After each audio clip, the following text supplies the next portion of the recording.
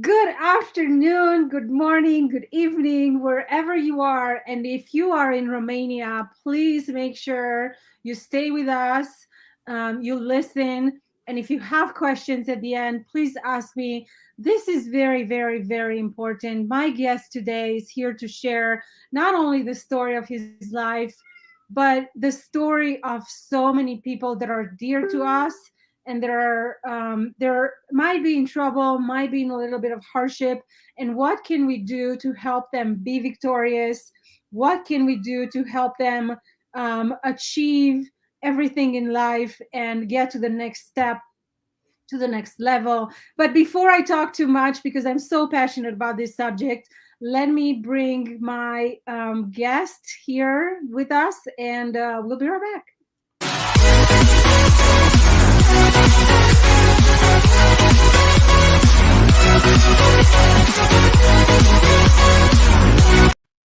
Good morning, Scott. Good morning, Theodora. How are you? I'm so good. I'm so excited. I'm so honored to have you on my show. And Lynn is here with us too. Hello, beautiful. Hello, Lynn. How Hello. are you? We love you, Oh, Lynn. We're so glad you're here with us. I'm very good, very good. How are you? How is where are you? I'm in Fort Lauderdale, Florida. So just a Nice. few miles north of Miami, a couple miles from Fort Lauderdale. I'm right in a good spot and love it down here in South Florida. It's a beautiful day today. It's about 82 degrees outside and sun is shining. It's so beautiful. I love Florida. I used to live in West Palm Beach back in 2008. Okay. It's such a dear period of my life, not remembering that. And I always think that I'm going to retire in Florida one day and I'm just going to be on the beach all day. So, Yeah, but you have to go to the other side. You have to go to Naples to retire. That's where all the retired people go, is over to Naples. So you why? Why can I be retire on with the the golf cool? course. I can be with the cool people on like what on the East Coast. Yeah, why not? Why not? We have Scott with us. Hey, Scott, how is the weather in Florida?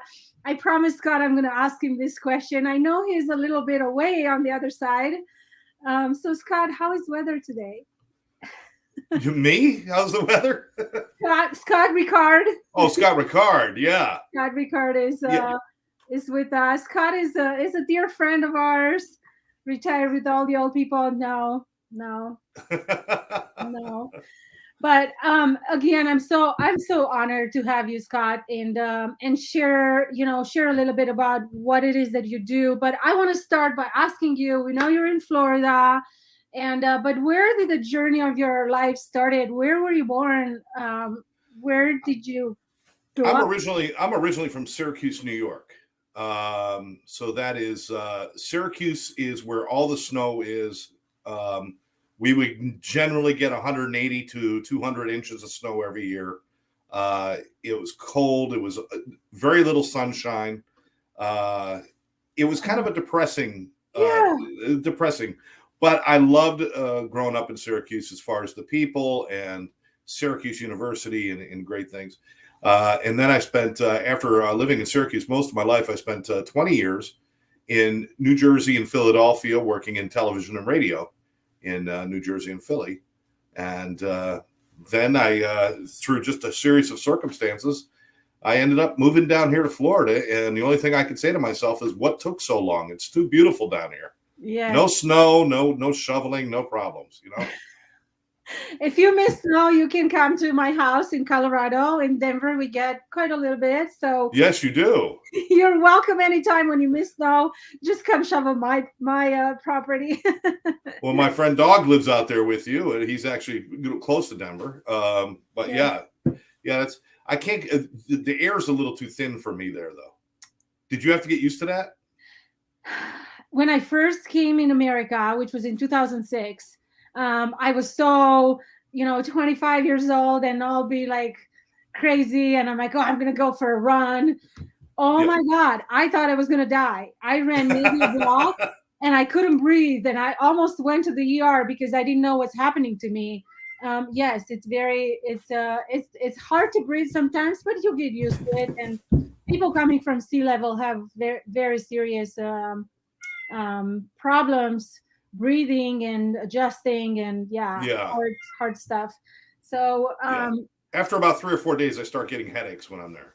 Yeah, It's just a lack of oxygen. it is. We're so But it's high. beautiful. But it is beautiful there. The mountains and everything is so beautiful. Yeah, it's gorgeous. Yes, we make the best picture calendars for everybody. Absolutely. So Syracuse, okay. And then is that where you went to school? Yeah, we moved around a lot. I grew up in a household that was, my parents were divorced when I was very young, and then there was a lot of drug addiction and alcoholism in my family. So we moved around a lot. We were like gypsies. I went to 5 different high schools. Just didn't get to know people very well. Always had to kind of like make up somebody so I could fit in. I'd have to pretend I was somebody different everywhere I went. And, it was just like this series of incidences in our lives before my mother did eventually give up the alcohol and drugs, and she got sober, and she's been sober for more than 42 years now. But during that time, it was very difficult. So we moved around a lot. And once I got to an age where I could move out on my own, I kind of got out of there pretty quick and headed down to Jersey. But the whole thing was really my life. The direction of my life was driven mostly by alcoholism and drug addiction. When did it start for you? What's that? When did it start for you? When it started quite young. It started when I was about 8 or 9 years old. And, Wow. but I would, it's not like I was going out and buying drugs or I was going to a bar and getting a drink. You had access. But I started, yes, at home. And I started like taking sips of people's drinks and things like that when I was quite young. But what I remember was I really, really liked that feeling. I liked the warmth. I liked the way it felt. And because I was not a happy child. I was not, happy-go-lucky. And I have a dopamine deficiency, so I don't get very happy. I don't have enough dopamine in my brain. So I search for things outside of myself.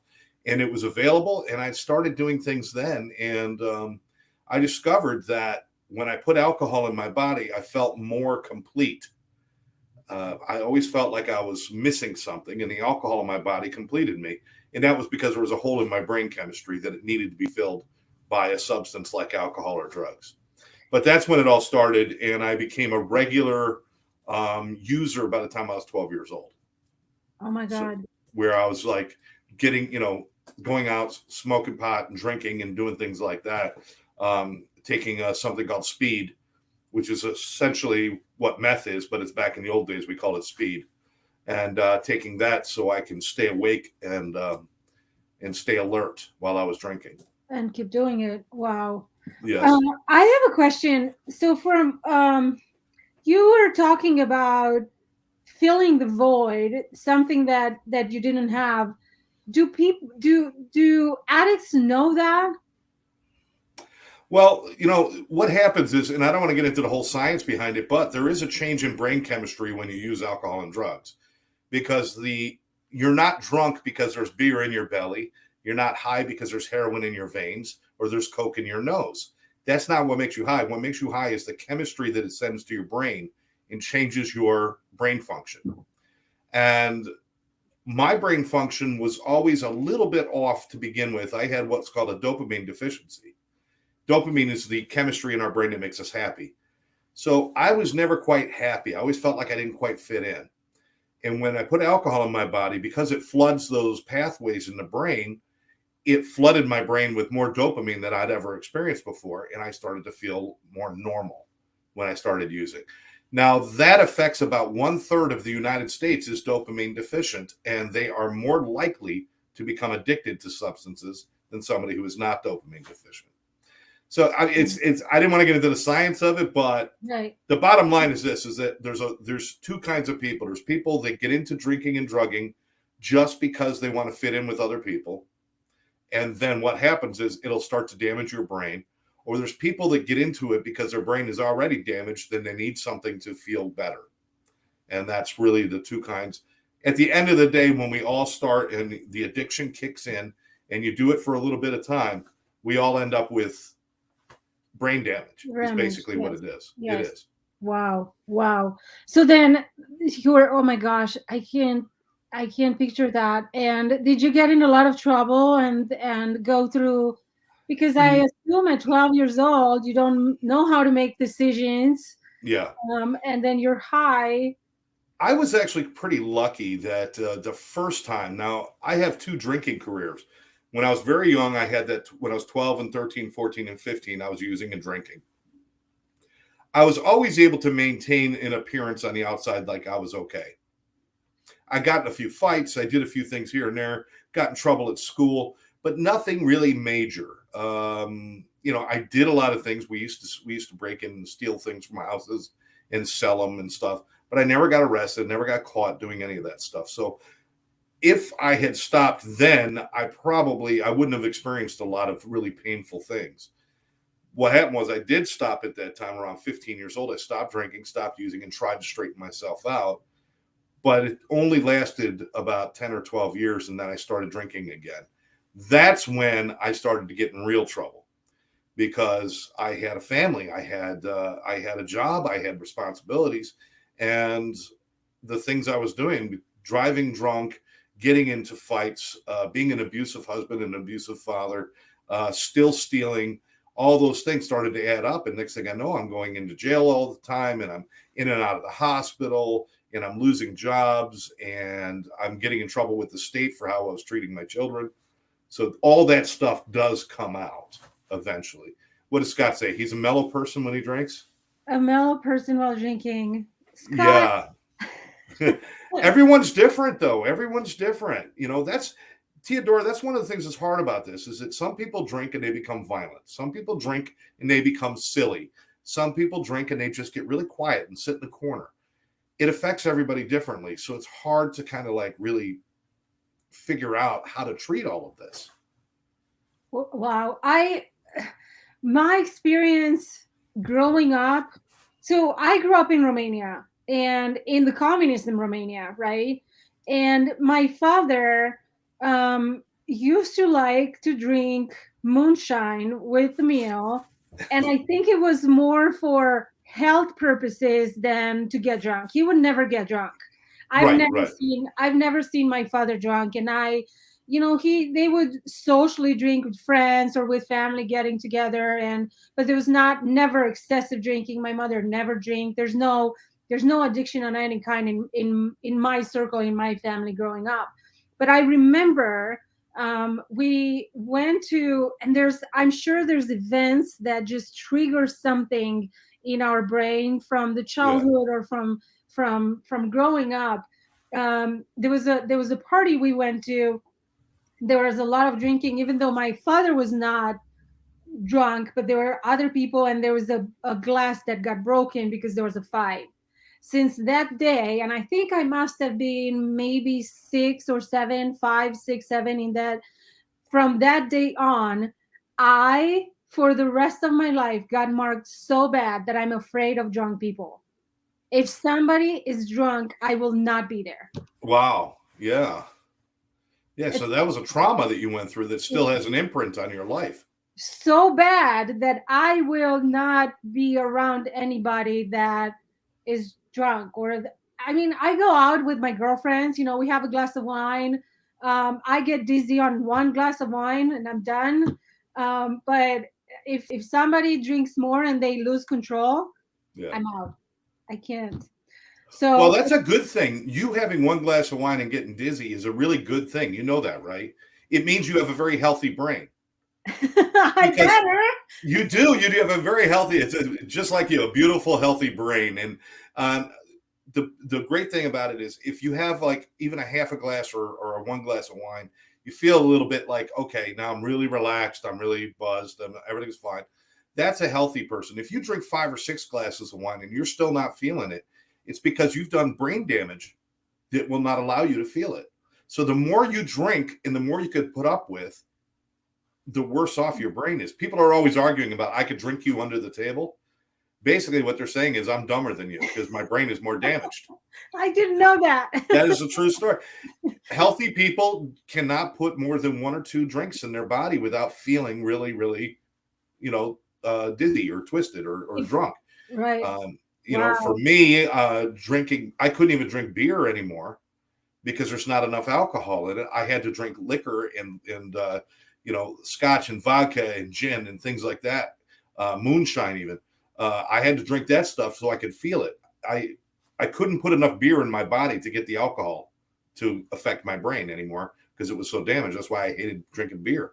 I had to have hard liquor, and Wow. I had to have it all day and all night. At night, when I couldn't sleep, I was drinking 2 or 3 bottles of NyQuil every night just so I could get enough alcohol in me to sleep. Wow. Lynn and I are the same. She said earlier, I can barely drink a few sips and I'm done, right? Like, Perfect. yeah, yeah, and we don't like woozy feeling. Yeah, I don't like to not have control of my body, and when everything spins, and how do you live with that? So how long did it go for you to be in that state?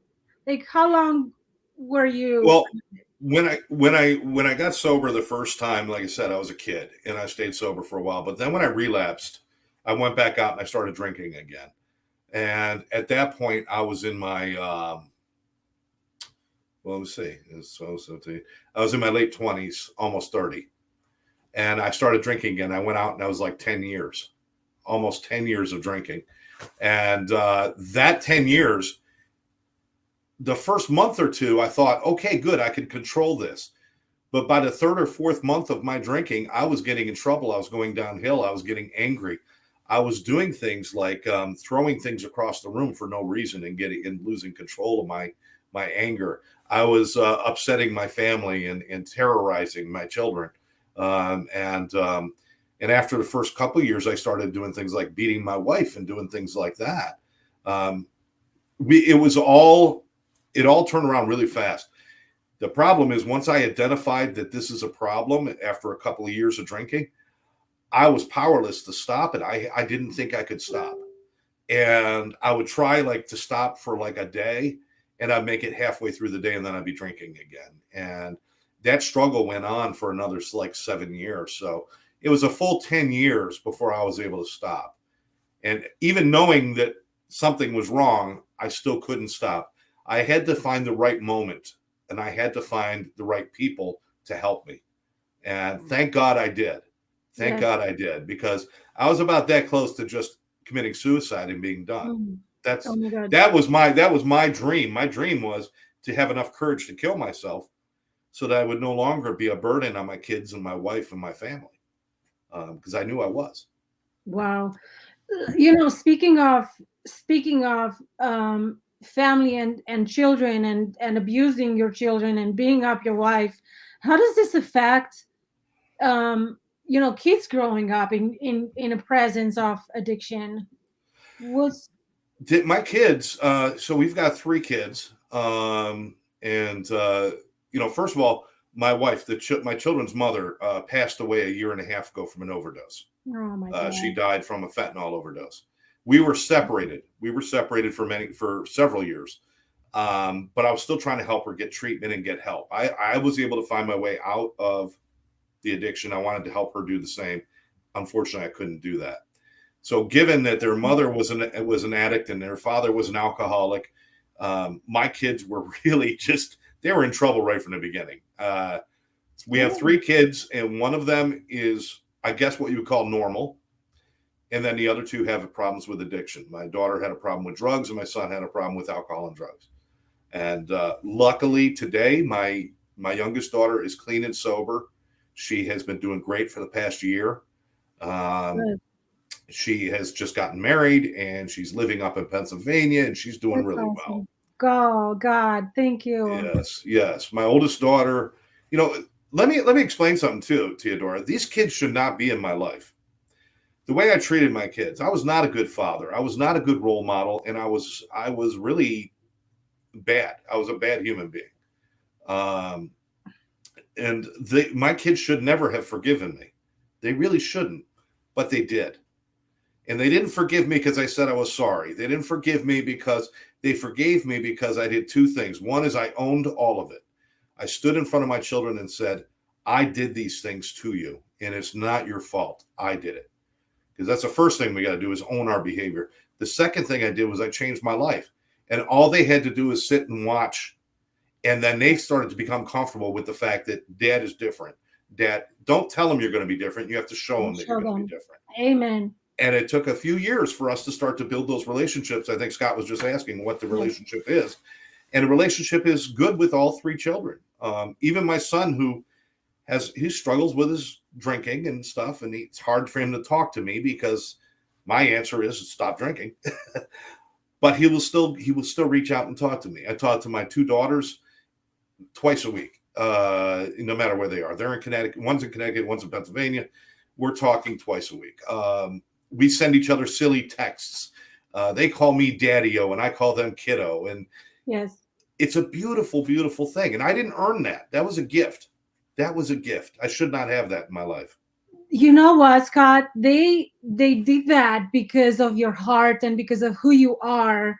And yes, I believe sometimes actions speak louder than words. Absolutely. Absolutely. And what you did was one for you, but second for them as well, because I know how you stopped. And I'm going to, go into asking you what was the breaking point. I know that story. I heard you talk about it. And that's what they saw. And that's what they felt. They felt the love that you gave them and the tremendous effort that you put in changing who you were for them as well, not just for you. Yes. Right? So should they have, yes, trauma, the childhood and everything that happened, maybe, but who you are and what effort you did for them is so much bigger than what they had to go through. Absolutely. And, I think people make a mistake, Teodora, of trying to bury the past. Yes. Let's forget about it. Let's not talk about it. We have to talk about it. You have to acknowledge where you've been. It's part of your story. It might not be the chapter that you love, but it is part of your story. So one of the things that really helped that change happen for me and my kids was open communication. And if the kids, every once in a while, the kids might remember something that happened. And even if it makes me look really bad, what they remember, I say, share it with me. We talk about it openly. Yes, let's talk about the time Dad came home and drove through the garage door because he forgot to open it. He was so drunk, he forgot how to drive. Let's talk about the time Dad came home and he came home and he thought he was going to beat up his son, but he grabbed his son's friend off the sofa and beat him up instead. Let's talk about the time that Dad went out on the trampoline right after work, tore his suit, passed out on the lawn, then woke up mad because somebody thought somebody beat him up. And it was because I was jumping on a trampoline drunk. And my kids will talk about all these things. And sometimes I feel a little bit, I don't feel good about them. I regret that those things happen, but I cannot live in shame. You cannot live in guilt and shame. You can't. What motivates us is, I'm sorry that happened, but the only way for me not to have that happen again is for me to know what I did, know where I'm coming from, and know where I'm going. That's it. Yes. So that's why the relationship works these days, is because we have that open communication. Yeah, it's amazing. So let's go into sharing with us that night when the police drove you by in the police car by the house.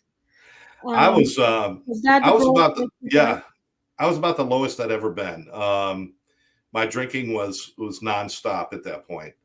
I was actually working in television and radio at the time, and I was starting to really screw my job up too. Everything was going wrong.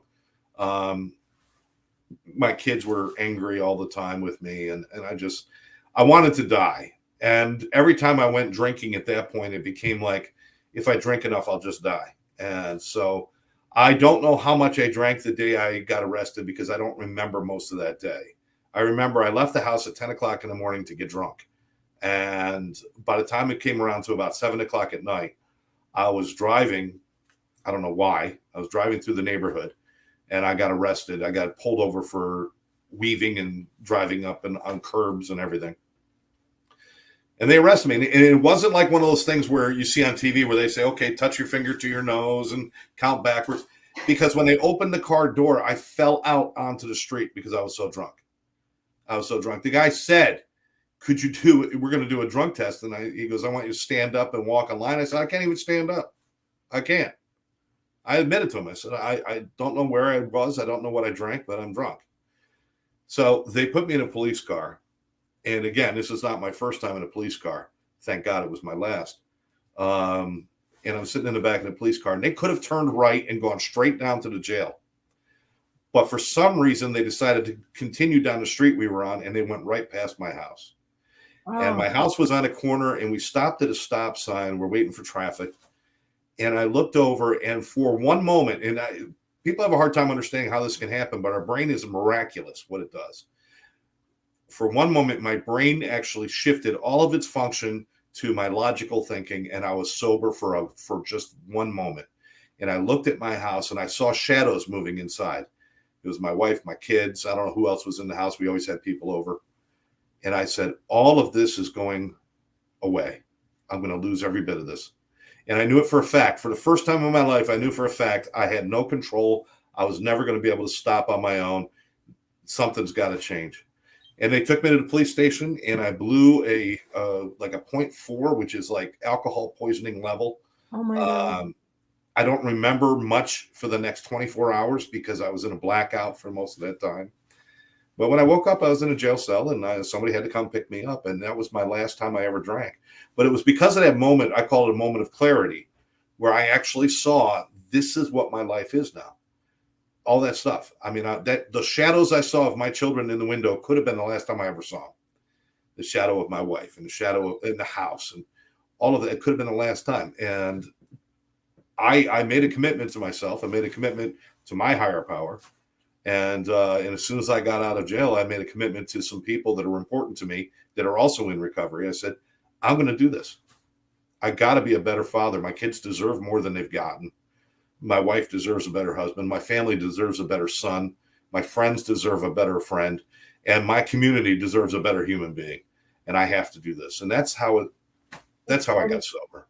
Wow. It's so powerful. Oh my gosh. My hands are sweaty just about it. Oh my God. And then from there you started. Wow. From there, I was using, there's 12-step programs to get sober. I made sure I went to the doctor to make sure I was okay. That's Karen Hurley. That is my business partner and my best friend. We've been friends for 42 years. I'm going to post a banner here. Is this where we go to? Yes.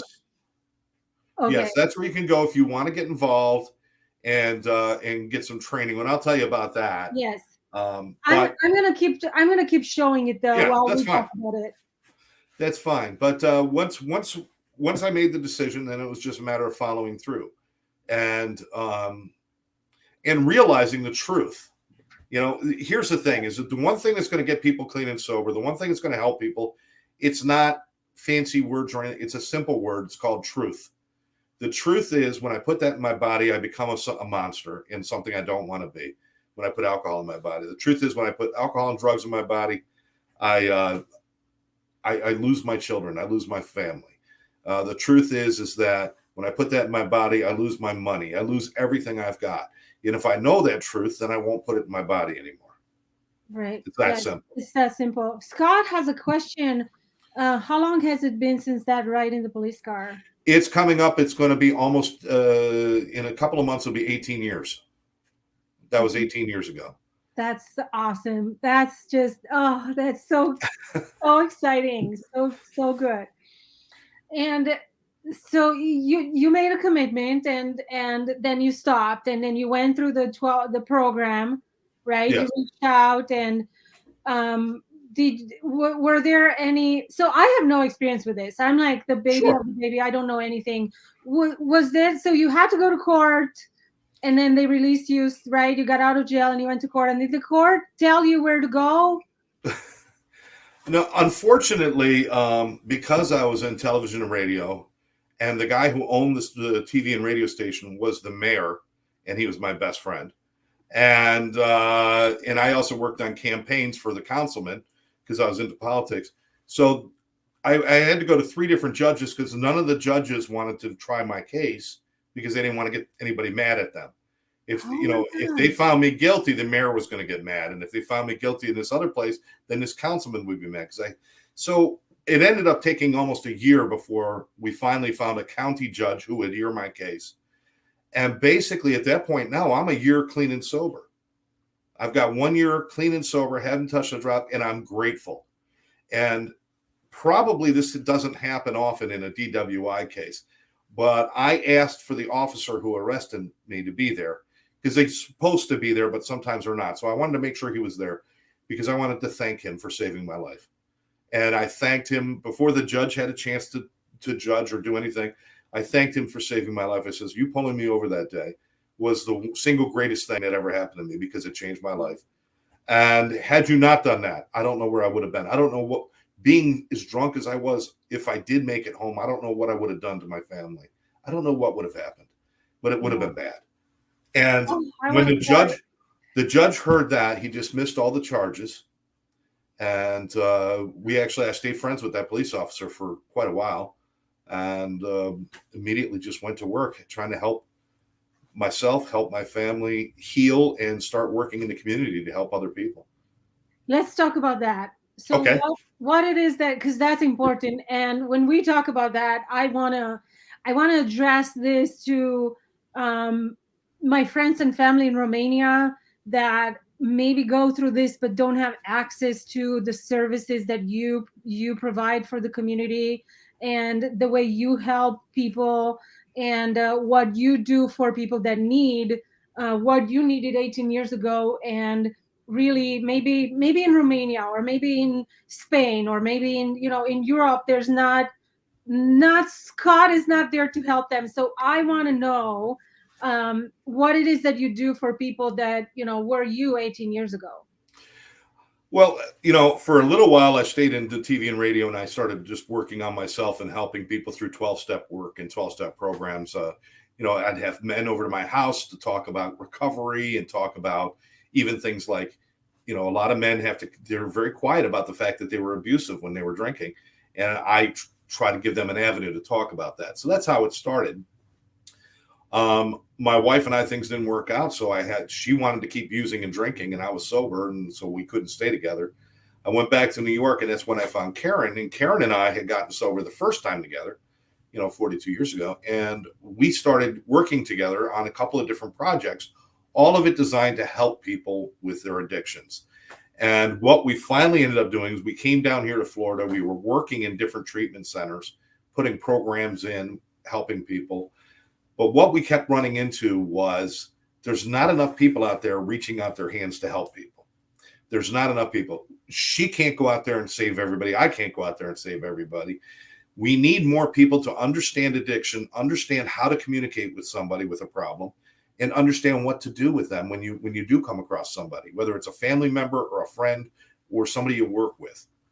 So we developed a training program which trains people to be interventionists, where if there is somebody who has a problem, you know how to talk to them, you know what to say to them, and you know what kind of help that they need, and you can help them do that.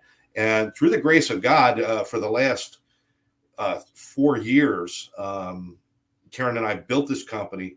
We separated ourselves from treatment industry. It's just her and I, and we've been able to train hundreds and hundreds of people throughout the country to become interventionists and to go out there and help people. And we've seen the fruits of our labor. We've seen people. There's people that we don't even know that are in Colorado, because we trained out there. There's people in California. There's people in Illinois who are getting the help through our training that we don't even know who they are. And it's a beautiful, beautiful thing. That's the number one thing we do. And that's the Addiction Training Center, where if anybody who wants to, they can go to atcpartners.org and they could go to the Addiction Training Center. And there is a training there where you could take. It's a one-day training. It's under $300, and you know how to deal with addiction and help people. And it's so much around us everywhere. And it it's is so needed. And are you also training, like, for example, me? Let's take me as an example. I wouldn't know how to recognize somebody because I don't have any experience with it, right? Yeah. If going through your training, would I know if I meet somebody and I believe they might have a problem, would I be able to recognize better? You would have a better idea of what you're looking for. You would, because we do teach about the signs and the symptoms of addiction.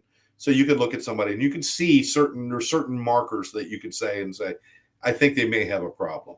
At the end of the day, what you learn most from people is when you're talking to them.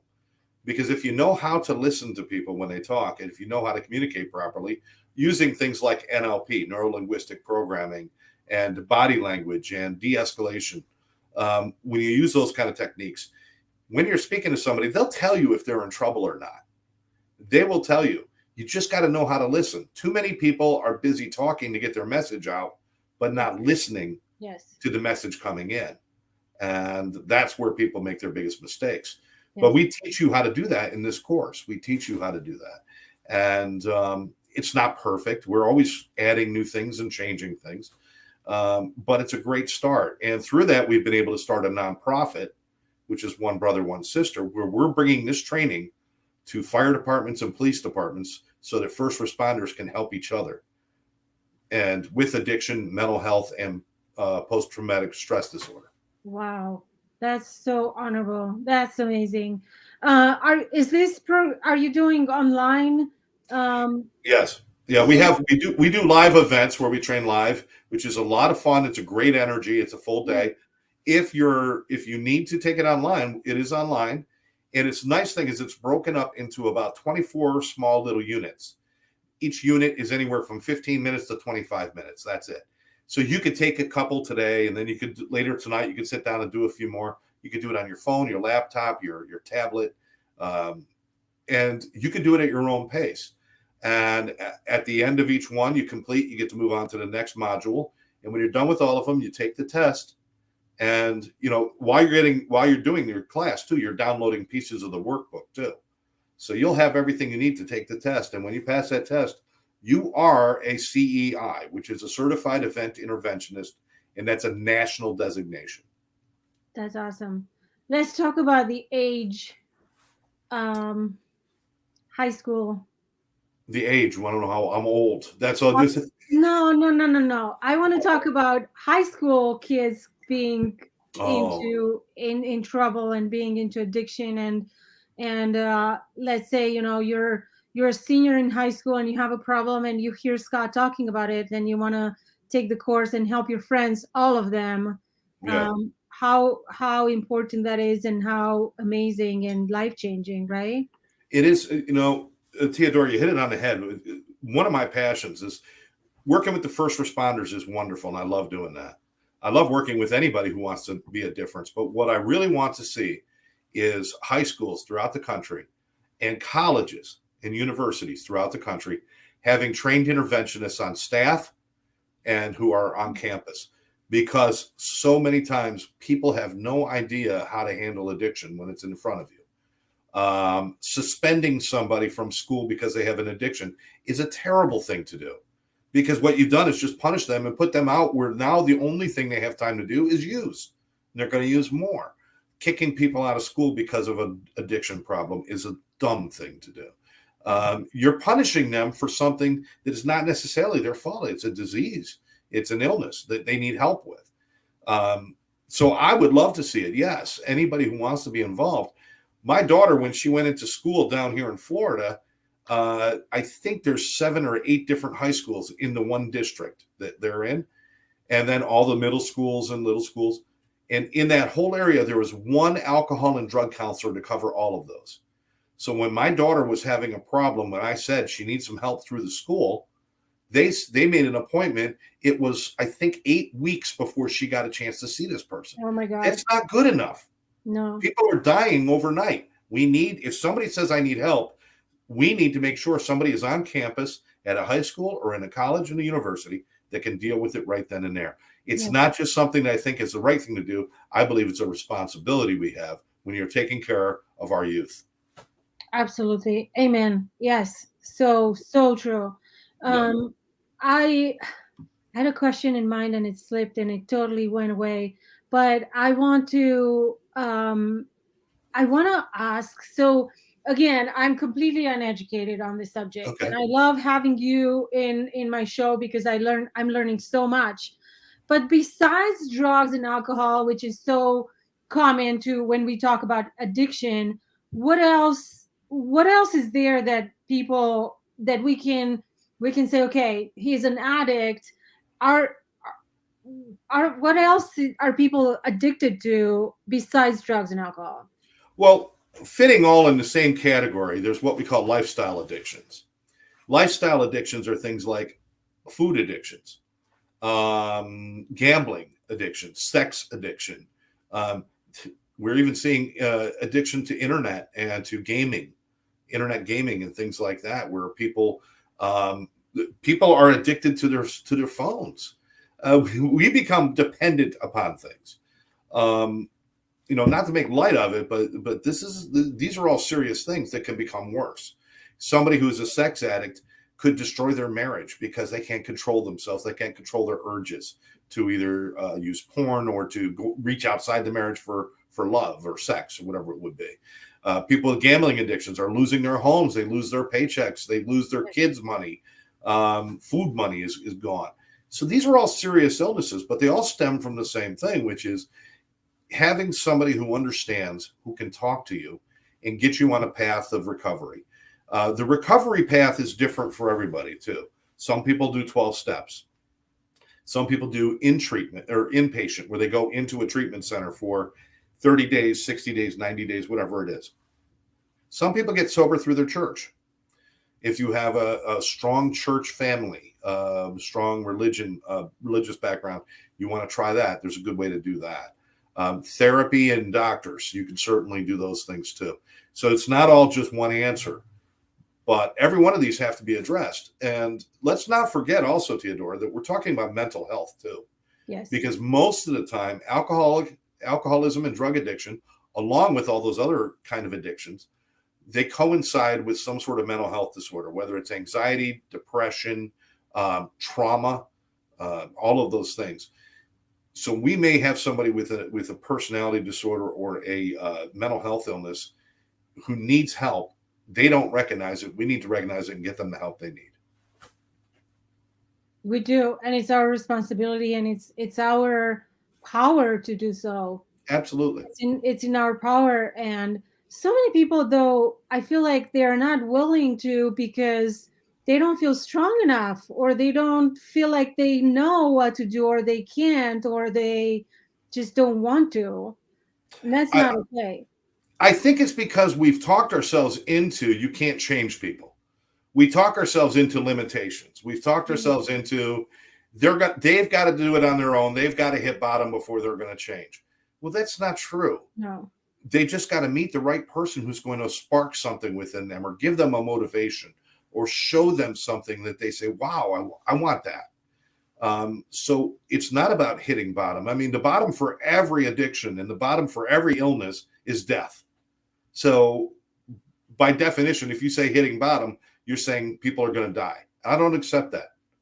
I know we're never going to be able to save everybody, but I do not accept the fact that anybody should ever die from alcohol abuse, from drug abuse, from fentanyl, from suicide, from mental health disorder. I don't believe anybody should ever die from that. And anybody who sits back and says, "Oh well, they're going to die," that's not somebody I want to spend time with. I want to spend time with people that say, "All right, we lost one. Let's learn from that. Make sure we don't lose another one.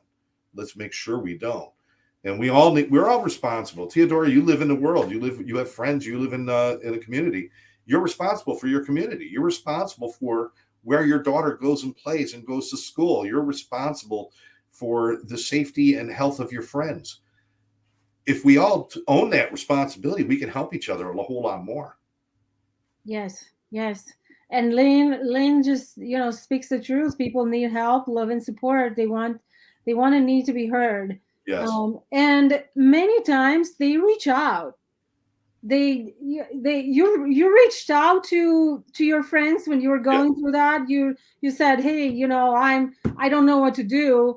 And so many times people don't know what to do. So I'm so grateful for your program and to bring you out here, because now everybody knows that you're there, and you're there to help and make a difference, and change their life, and bring them back on the path to success and to victorious life, right? Absolutely. And if you've got a community organization or a company or a church that wants multiple people to get trained. Like if you got 15 or 20 or 25 people that you want trained, we'll fly to you and train you in person. You don't have to do it all online. But just reach out to us. Can I give you Karen's phone number, because Yes. that's the one. I can just say it right now. It's 786-514-0893. One more time. That's 786-514-0893. And that's Karen Hurley. She's my business partner. She's the co-founder of everything we've done. She's the one who puts all of the people together out there. And while I'm in the background, I do a lot of the background work and writing and doing that. She's putting people together out there and creating networks of people. So if somebody's stuck and can't get help, there's a network of people they can tap into where somebody can get them help. So, and that's it. Thank you, Lynn. Yes, that's the Yes. number. We can call and reach out and make a difference and save somebody's life. Absolutely. It's amazing. I know you also do something painting. Oh, my painting. Let's talk about the painting. So, did you find a release in your painting, or your painting as a what's how is painting helping you, or why are you painting? Well, it's funny because when I got sober, I rediscovered my love of music. So 18 years ago, I rediscovered my love of music, and I made music a bigger part of my life. And then a few years into recovery, I actually pulled out my guitar that I've had since I was a kid, and I started playing it. Next thing I know, I'm buying guitars and I'm starting to play and I'm starting to sing with people and I'm doing all that. And then I was like, okay, let me take it a little bit further. And I was singing and I was actually putting my music online. And every time I step it up a little bit, because it's like, if I have a good day, does that mean I'm ready to stop living? No, it means I'd like to have an even better day tomorrow. And I want to have an Yes. even better day. And how we do that is by learning about ourselves. So what happened was, over the past 2 years with the COVID, or 3 years, I had a family member, my mother, who couldn't go out as much as she wanted to. She's a little bit older, but she just couldn't go out as much as she wanted to because of the COVID. So she discovered, let me try painting and see if I like this. And she really had fun. And one day I said to her, I said, that's something I think I need to try too. She actually went and bought me the paints, bought me a couple of canvases, and said, go to it. And about 2.5 months ago, I finally sat down and said, let me try this. And it just worked. It worked. And I love the expression of painting. And I love how it's finding new pieces of me. I don't know what I'm going to learn tomorrow. Who knows? I might learn how to ballroom dance next week. But that's the joy of recovery. Yes. It's not just painting to get rid of my demons. It's about painting to celebrate who I am. What's going to be next? I don't know. All I know is I want to do it out loud. I want to do it in front of people. I want to be proud. I don't want to hide anymore. And so my music, my painting, the work I do, it's all out in front of people. And I don't have the secrets that I used to live with anymore. I don't have to hide. I have no shame. I have no guilt. I'm just who I am. And every day when my head hits the pillow, all I got to do is think about, did I do something good for me today? Did I take care of myself today? And did I reach out to somebody and help somebody else? And if I did those 3 things, I'm having a good day. Wow. Scott, you are so amazing. You're a gift from God to the world, honestly, and sharing your story and your journey and encouraging others and making the difference that you do in the life of others, and sharing this with us on my show today is just so powerful. I'm just honored. You have painted some beautiful people, and every one of them is a work of art. Thank you, Scott. Appreciate it, brother. And Lynn says, I'm so proud and love you for being who you are. It's Thank you, Lynn. Yes, Thank you.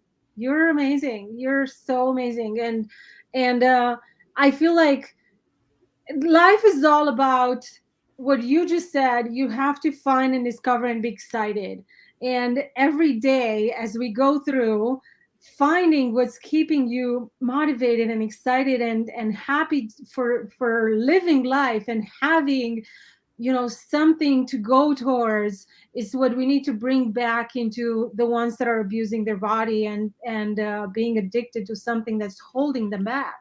Absolutely, absolutely. It's every time you put that drug in your body, whether it's alcohol or cocaine or heroin or fentanyl, whatever it might be. Every time we're putting that stuff in our body. Oh, let's not forget the Xanax and the prescribed medications that people are abusing, because those are big too. But every time we're putting that stuff in our body, we're putting ourselves deeper into a cage. We're locking ourselves up even more from the world. We're locking ourselves down from ourselves. You know, the scariest part of addiction, when you reach that point of addiction, when you look in the mirror and you don't see your soul anymore, you don't see who you even are, you don't even know what you're supposed to be, and that is a really scary thing. I look in the mirror now, I know who I am. I'm not perfect, I don't like everything about me, I'm trying to lose weight, I want to get, I want to do this, I want to do that. I got a lot of gray hair coming in my beard, I mean, so what?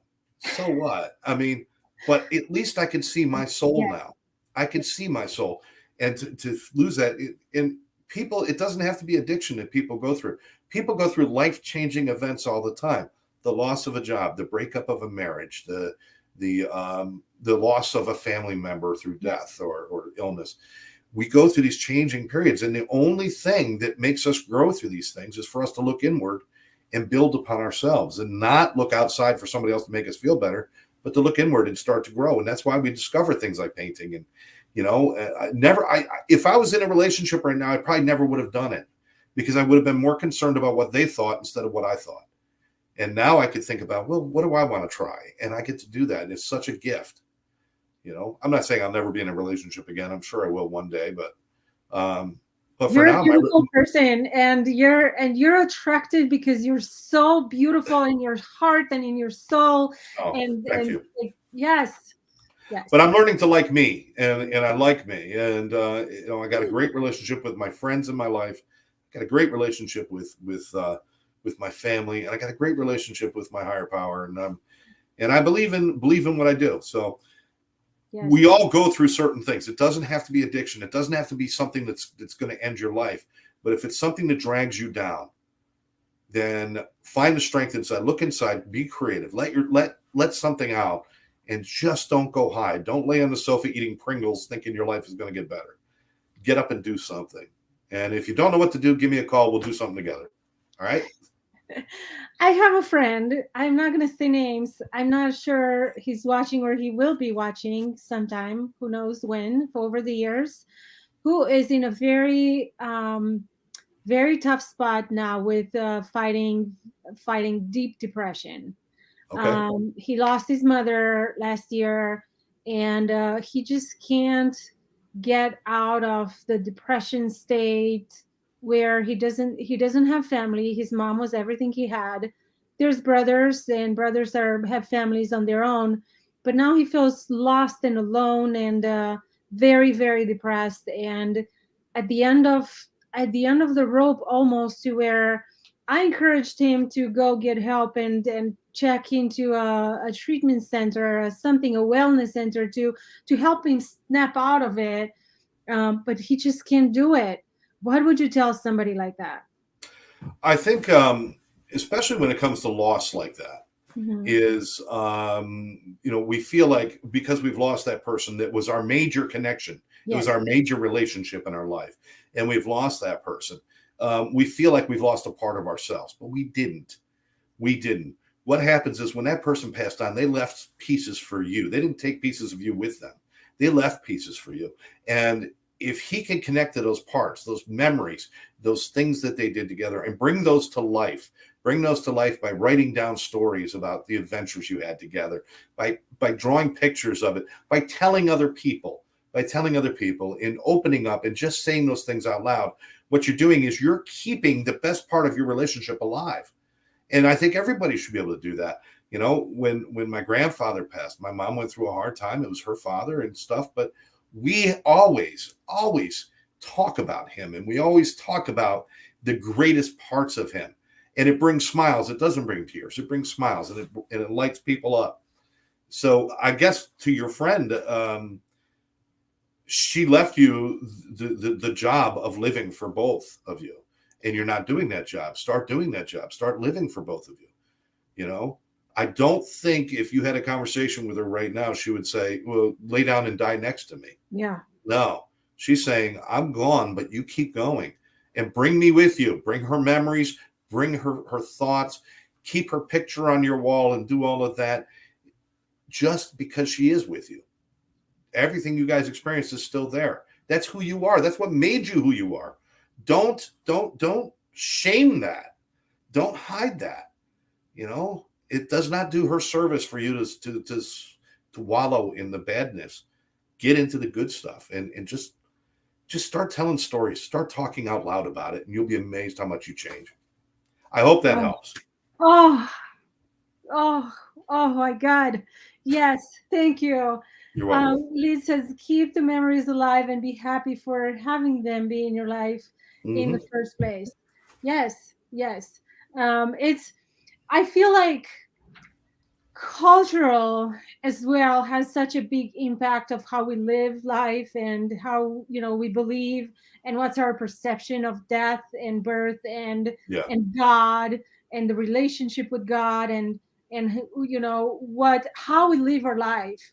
Growing up in Romania and in the communism, and to this day, funerals are just such a tragic event, and we just cry forever, and we have to wear black for an entire year if we lost our parent, and it's just so I feel like it's holding us back from living because they passed. Yeah, culture is an amazing thing. It's got a way of dragging us down and lifting us up at the same time. It's great to be connected to a culture. In fact, I'm quite being so American that I have no culture, because America is the melting pot. We're everything. It depends. You go to one restaurant, you go next door to another restaurant, you're in two different cultures. Neither one of them belong to you. That's the beauty of America. So it's the beauty of America, but at the same time, we're missing out on having those kind of traditions. And culture things. So having those things is good, but it could also be a detractor too, because sometimes it doesn't leave a lot of room for creative thinking and for, well, let me try it this way. Or maybe I want to celebrate the life at the funeral instead of cry about it. Maybe I don't want to celebrate, because when you think about it, if you're crying at a funeral, what you're doing is you're celebrating the death. But if you're laughing at the funeral and telling stories, you're celebrating the life. And you continue to have them with you. Yes. But culture, you're right. Culture also has a problem, can be a problem when it comes to treating addiction, because there's some cultures that believe you do not have that kind of weakness. You don't do that. You don't go to rehab. You don't ask for help. You don't do those things. This is a family problem. We'll deal with it in the family. And sometimes that culture could drive people right into overdoses and suicides. So the stuff that is good in our life can also be our anchor. I think we're just kind of like at that point, Teodora, where you gotta figure out what works for you. Figure out what works for you. It's great if it worked for your parents. It's great if you work for your grandparents, and keep that tradition alive to a point. But what works for you in your life? I know there's cultures where they don't want people ever to get divorced. It's so wrong. They would rather have somebody stay in an abusive relationship and be hurt and be downtrodden than to go out and be on their own. Some cultures are like that. Thank God people don't listen to that anymore, because you know how many people would be hurt right now? Oh, you know what? If the relationship isn't working, if you're starting to lose you, get the hell out of there and find you. Right. Yes. Your culture will forgive you eventually. And the culture is really your family. The culture is, who's close to you and who is around you. And if they love you and if they, they respect you and they support you, absolutely they will get through what your decision is to make you happy and be truly happy with who you are. And listen, everybody's got two families. You got two families. You got the family you were born into, and then you get the family you choose. Yes. The family you choose are the people you work with, the people you talk to, your neighbors, your friends. And sometimes you're lucky enough that the family you choose is actually some of the family you were born into as well. It turns out I like them enough to be the family I choose too. So like my parents, I mean, there were times when I was like, I don't even want to know them. but now my father, my mother, they're like my favorite people in the world, Yes. and they are now part of the family I choose. So you get there's so many great things out there. Just Give up. Don't don't give give up. up. Don't give up. Don't give up on yourself. And for goodness sake, don't give up on the person who's next to you who's suffering. Don't ever give up on them. You know. And you're here to not only help them, but teach them how to not give up. Yes. Teach us how to recognize that they need help and be the help they need, and multiply you in the entire world. Because Scott, what you do is is oxygen to the world. You're too kind, but thank you. It's Thank true. you. It's we believe in it, and when I say we, it's me and my business partner Karen, my friend. We believe in this, and I'm not making money like I used to make in TV. I'm not rich and famous. I'm not any of those things. All I am is somebody who's trying to make a difference by helping as many people as I can possibly help. Karen and I found this way to do it, and God willing, we'll do this for as long as I can keep going. I mean, this isn't a thing I want to just stop doing one day. I want to just keep going until I can. And And I'm here to support you, and I'm here to send you the people that I know, or I might be able to after our conversation. And I'm going to go through your program and learn more about it, because we were in that show with Lynn and Debbie, and I said, I don't know anything about it. I've never been around any addicts. I don't know. And Debbie said to me, listen, Theodora, your rich friends might just do, and you have no idea. And yeah, Debbie was like, oh my God, Debbie's so right. I have to be able to recognize those. they're in your life. You just don't notice them. And maybe it's because you're not really close to them, or maybe it's just because you don't recognize the signs. But it's out there. There's Yes. always somebody hurting. And if I'm looking around and I notice nobody around me is hurting, I need to do another thing. I need to look in the mirror and make sure I'm not the one who's hurting at the moment too. Because sometimes when I'm hurting, my radar's off and I can't see anybody else. I got to take care of me too. So, and Theodora, I got to thank you so much for Thank this. you. We can talk forever, but we do We have really could. I know. I'm hoping we can do this again. Yes. I would love to. I'd love to. That group we had with me and Lynn and you and Debbie, that was like one of the funnest podcasts. I really enjoyed that. We got to keep doing those things. Yes. And Yes. helping each other out. This has been a great educational interview about addiction. Thank you, Theodore and Scott. Thank you, Scott. And Scott Ricard, thank you for being here and sharing our interview, so that we can reach a lot of people, so that we can reach the world and we can help everybody. Lynn says, great show. We need to do that again soon. Yes. I have one more question for Theodora. How's your weather? Scott Ricard, I promise I will call you after we end the live, so we can talk about the weather. You're amazing, Scott. Thank you so much for being here and for everything you do. Oh, thank you. Thank you for bringing attention to it as well. Yes. And for your interest in this. And I got to say, you are the name of your show, Victorious, right? We have to be victorious. You are an example of that as well, and I think you are absolutely awesome. Hopefully, one day we'll be able to meet in person and grab a bite to eat. All right. I'm going to send a message to your best friend in Colorado to make him bring you here. There you go. You do that. You do that. Scott, Theodora, thank you so much. Thank you. Stay with me for one more second. I will. You guys, please share this. And again, thank you for being with us. Thank you, Scott. And we'll see you next time.